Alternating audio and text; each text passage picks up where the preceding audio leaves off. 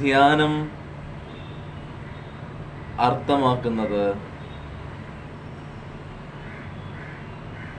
ശൂന്യത്തെയാണ്. ധ്യാനം എന്നാൽ ശൂന്യം എന്നാണ് അർത്ഥം. ഒന്നും അർത്ഥമില്ലാത്ത ഒന്നിനെ നാം ധ്യാനമെന്ന് വിളിക്കും. നോക്കൂ, പലർക്കും ഇന്നത്തെ കാലത്ത് ഒത്തിരി മെഡിറ്റേഷൻസ് ഉണ്ട്, ധാരാളം മെഡിറ്റേഷൻസ് ഉണ്ട്. അപ്പം നാം ധ്യാനത്തെ നമ്മുടെ ഭൗതികപരമായുള്ള മെച്ചപ്പെടലിന് വേണ്ടിയിട്ടാണ് പലപ്പോഴും ചെയ്യാറുള്ളത്. അത് നല്ലതാണ്, തെറ്റെന്നുള്ളൊരു വ്യാഖ്യാനമല്ല, അത് നല്ല കാര്യമാണ്.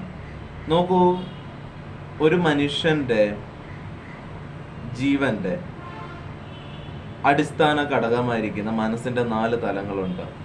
മനസ്സെന്ന് അർത്ഥമാക്കുമ്പോൾ ചിത്തമുണ്ട്, നമ്മുടെ ഓർമ്മകൾ, നമ്മുടെ ഒരു ഡേറ്റാസ് മൊത്തമുണ്ട് ഇതിൽ. രണ്ടാമത് അഹങ്കാരമുണ്ട്. അഹങ്കാരം മീൻസ് അഹങ്കാര മനസ്സ്, ഒരു ഈഗോ മൈൻഡ് ഉണ്ട് നമുക്ക്, അല്ലേ? നമ്മളത് പലപ്പോഴും അനുഭവിക്കുന്നതാണ്. നിങ്ങളിൽ പലരും അത് എക്സ്പീരിയൻസ് ചെയ്തിട്ടുള്ളതാണ്.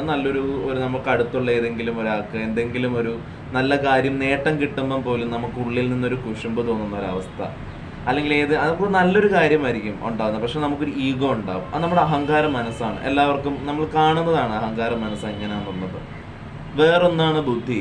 ബുദ്ധി എന്ന് പറയുന്നതാണ് നമ്മുടെ ഇൻ്റലക്റ്റ് എന്ന് പറയുന്നത്. അതിൻ്റെ വികാസമാണ്, അതിൻ്റെ ഒരു അവയർനെസ് ആണ് ലൈഫിൻ്റെ എല്ലാ തലങ്ങളിലും നമുക്ക് എത്തിച്ചേരുവാൻ പറ്റുന്നത്. അപ്പം ധ്യാനം എന്ന് പറയുമ്പോൾ നമ്മൾ കണ്ണുകൾ അടച്ചിരുന്ന് കുറച്ച് നേരം നമ്മുടെ ചിന്തകളെ നിരീക്ഷിക്കുമ്പോൾ ചിന്തകൾ കുറഞ്ഞു വരും. ഈ കുറഞ്ഞു വരുമ്പോൾ നമ്മുടെ ഒരു ഈഗോ, അഹങ്കാര മനസ്സിലും അതേപോലെ നമ്മുടെ ഈ മെമ്മറീസ് ഇങ്ങനെ അലഞ്ഞു നടക്കുവാണ്. അതിനെയൊക്കെ ഒന്ന് കൺട്രോൾ ചെയ്ത് കഴിയുമ്പം നമുക്ക് നമ്മുടെ കാര്യങ്ങൾക്കുള്ള പ്രാധാന്യം കൂടും. സാമ്പത്തികമാണോ നമ്മുടെ ആവശ്യം, അല്ലെങ്കിൽ നമുക്ക് ഇപ്പോഴെന്താണ് ഇവിടെ? പല ആൾക്കാരും ഈ ചിത്ത മനസ്സിലെന്ന് വെച്ചാൽ സ്വപ്നമാണ് പലതും നടക്കുന്നത്. 10 വർഷങ്ങൾക്കുള്ള കാര്യങ്ങൾ ഇന്നേ നമ്മൾ ആ ലോകത്ത് ജീവിക്കുമ്പോൾ പലപ്പോഴും ആവശ്യമുള്ള കാര്യങ്ങൾ നേടിയെടുക്കാൻ പറ്റില്ല, കൂടുതൽ കാര്യങ്ങളിലേക്ക് പ്രവർത്തിക്കാൻ പറ്റില്ല. അപ്പോൾ നമ്മൾ ആ ഒരു തളർച്ച അനുഭവപ്പെടും. എന്നാൽ ധ്യാനത്തിലൂടെ നമുക്ക് പ്രസൻറ്റിലേക്ക് കൂടുതൽ ശ്രദ്ധ കേന്ദ്രീകരിക്കാൻ പറ്റുകയും കുറച്ച് തോട്ട്സും ആ ഒരു അഹങ്കാര മനസ്സിൻ്റെ, ഈ അഹങ്കാരം കൊണ്ടാണ് നമുക്ക് ഇമോഷൻസ് ഉണ്ടെന്ന്, അഹങ്കാര മനസ്സിൻ്റെയാണ് എല്ലാ ഇമോഷൻസും. ആ ഇമോഷൻസ് കുറയുകയും കുറച്ച് റിലാക്സ്ഡ് ആവുകയും കാര്യങ്ങൾ ചെയ്യാനുള്ളതിൽ ഒരു വ്യക്തതയും ഒരു ചെയ്യാനുള്ളൊരു ഇച്ഛാശക്തി ലഭിക്കുകയും ഭൗതിക ജീവിതത്തിൽ നല്ല രീതിയിൽ തന്നെ കാര്യങ്ങൾ അവതരിപ്പിച്ചുകൊണ്ട് ജീവിക്കാൻ കഴിയും. ഇത് ധ്യാനത്തിൻ്റെ ഒരു വശമാണ്. ഇത് നമുക്ക് മെഡിറ്റേഷൻ എന്ന് പറയാം, ഇത് നമുക്ക് ഏത് രീതിയിലും പരിശീലിക്കാം. വെറുതെ സ്വയമേ പരിശീലിക്കാം, ഏതെങ്കിലും ഗൈഡഡ്. ഇത് മനസ്സാണ്. നിങ്ങൾ ഈ തലങ്ങളെയാണ്, അഹങ്കാര മനസ്സിൻ്റെയും ചിത്തയുടെയും അതേപോലെ തന്നെ ബുദ്ധിയുടെ ബുദ്ധിയുടെ സൂക്ഷ്മ തലങ്ങളിൽ തുടങ്ങുന്നില്ല, ആന്തരിക ബുദ്ധിയുടെ തലങ്ങളിൽ തൊടാതെ തന്നെ ഇതൊരു ധ്യാനത്തിൻ്റെ വഴിയാണ്. ഇതൊരു ഇത് നമുക്ക് തന്നെ സ്വയമേ ചെയ്യാൻ പറ്റുന്ന ഒന്നാണ്. എന്നാൽ ഒരു ഗുരുവിൻ്റെ പ്രാധാന്യം, ഇതൊരു ആർക്ക് വേണമെങ്കിലും പഠിപ്പിക്കാൻ കഴിയുന്ന ഒരു കാര്യമാണ് ഇങ്ങനെയുള്ള ധ്യാന പരിശീലനങ്ങളൊക്കെ. പക്ഷെ ഒരു ഗുരുവിൻ്റെ പ്രാധാന്യം എപ്പോഴും തന്നെ, നമ്മൾ ധ്യാനം പരിശീലിക്കാൻ പറയുമ്പോൾ ചില ആളുകൾ ഈ ഒരു തലത്തെ മനസ്സിലാക്കിയിട്ട് ഇത് തന്നെയാണ് ധ്യാനം എന്നുള്ളതും ചിന്തിക്കും. പക്ഷെ ഇവിടെ ഒരിക്കലും നിങ്ങൾ ശൂന്യത അനുഭവിക്കുന്നില്ല. ചിന്തകൾ ഒതുങ്ങുന്നു എന്ന് നിങ്ങൾക്ക് പോലും ആ ഓർമ്മയുണ്ട്. ഞാൻ ഇപ്പം ചിന്തിക്കുന്നില്ല എന്ന് ചിന്തിച്ചത് പോലും ഒരു ചിന്തയാണെന്ന് നിങ്ങൾക്ക് തന്നെ അറിയാം. അതൊരു മനസ്സ് തന്നെയാണ്. അത് നിങ്ങൾ മനസ്സിൻ്റെ തലങ്ങളെ പോയിട്ടുള്ള, അതിൻ്റെ അപ്പുറത്തേക്ക് പോയിട്ടില്ല.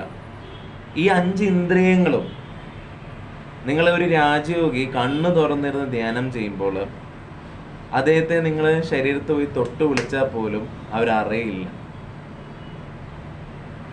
നോക്കൂ, നമ്മൾ കാണുന്ന ജീവന്, നമ്മൾ ഈ സാധാ മെഡിറ്റേഷൻ എന്ന് അർത്ഥമാക്കുമ്പോൾ അത് പ്രാണൻ നിലനിൽക്കുന്ന 2 തലങ്ങളുമായി ബന്ധപ്പെട്ടിരിക്കുന്നു. ഒന്ന് അന്നമയവും ഒന്ന് മനോമയവും.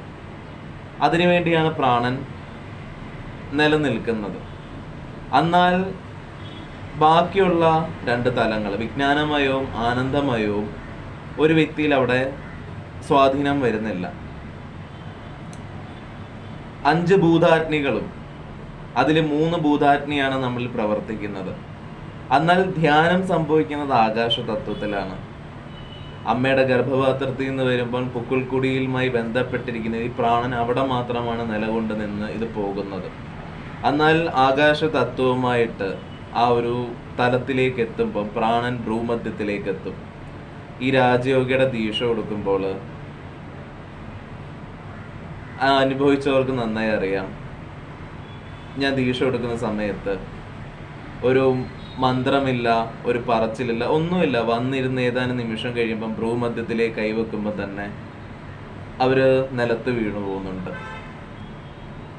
ഒരു രാജയോഗിക്ക് ആ പുക്കിൾക്കൊടിയിലിരിക്കുന്ന പ്രാണനെ ആ സൂക്ഷ്മതലത്തിൽ അതിനെ എത്തിക്കുവാൻ ഏതാനും നിമിഷം മതി. ഈ ഭൂമി ജീവിച്ചിരിക്കുന്ന ഒരു 90% ആൾക്കാരുടെയും പ്രാണൻ ആ ഒരു താഴെ തട്ടിലാണ് സഞ്ചരിക്കുന്നത്. മുകളിലായിട്ടുള്ളതൊന്നും അറിഞ്ഞിട്ടില്ല. അതുകൊണ്ടാണ് സ്പിരിച്വൽ ഒരു എക്സ്പീരിയൻസ്, സ്പിരിച്വാലിറ്റി ഒന്നും അനുഭവിക്കാത്തത് കൊണ്ടാണ് അതൊക്കെ അന്ധമായി തോന്നുന്നത്.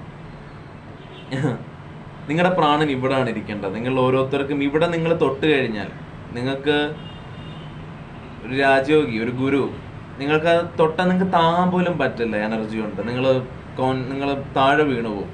നിങ്ങൾക്ക് താങ്ങാനുള്ള ശേഷിയില്ല. എന്ന് വെച്ചാൽ ധാരാളം പരിശീലനത്തിലൂടെ രാജയോഗിയുടെ വലിയ കഠിനമേറിയ പ്രാക്ടീസിലൂടെ കൂടിയിട്ട് മാത്രമാണ് സൂക്ഷ്മ ശരീരത്തിനെ സമ്പൂർണ്ണമാക്കാൻ പറ്റുള്ളൂ. അല്ലെങ്കിൽ ഈ ബോഡി താങ്ങില്ല, ബോഡി വീഴും. അങ്ങനെയാണ് ഈ ബോഡിയുടെ അവസ്ഥ.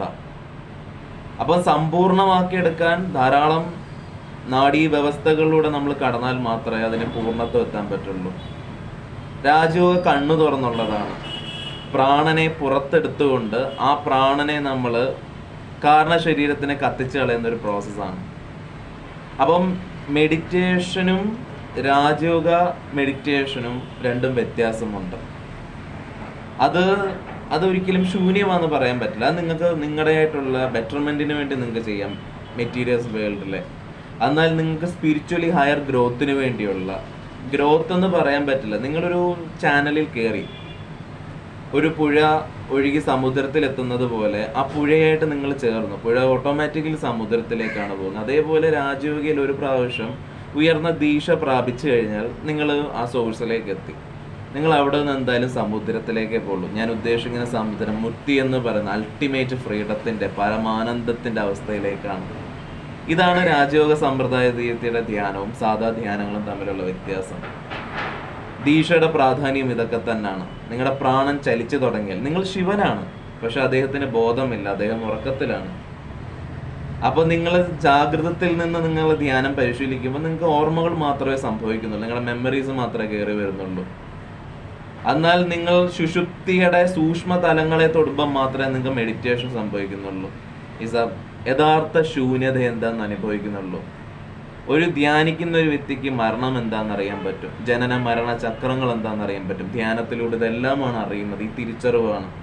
ഇരു കണ്ണുകൾ അടച്ചാലും നിങ്ങൾക്ക് കാണാൻ കഴിയുന്ന ഒരു ബോധം ഇവിടെ ഉണ്ടെന്നും ഒരു ജ്യോതിയെ നിങ്ങൾക്ക് അറിയാൻ പറ്റുമെന്നുമുള്ള ഒരു ക്ലാരിറ്റിയാണ്. ഇതാണ് ലൈഫിൻ്റെ അർത്ഥം. ലൈഫ് നിങ്ങൾ എത്ര പുറമേ തേടിയാലും ആന്തരികപരമായുള്ള അനുഭവങ്ങളിലൂടെ നിങ്ങളെ മനസ്സിലാക്കിയില്ലെങ്കിൽ, ശിവൻ നിങ്ങൾ തന്നെയാണ്, നിങ്ങൾ തന്നെ എല്ലാത്തിനെയും അറിഞ്ഞില്ലെങ്കിൽ മറ്റുള്ള കാര്യങ്ങൾക്ക് അർത്ഥം വരില്ല.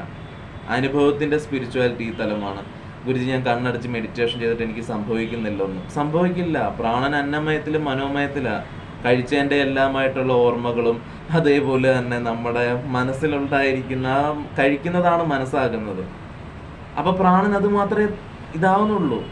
നിങ്ങൾ ഉയർന്ന പ്രാണനെ മുകളിലോട്ട് ചലിപ്പിച്ച് നിങ്ങൾ മറ്റുള്ള ചക്രങ്ങളുടെ തലങ്ങളെ തൊട്ടില്ലെങ്കിൽ നിങ്ങൾക്ക് സ്പിരിച്വൽ അനുഭവങ്ങൾ ഉണ്ടാവണമെന്നില്ല.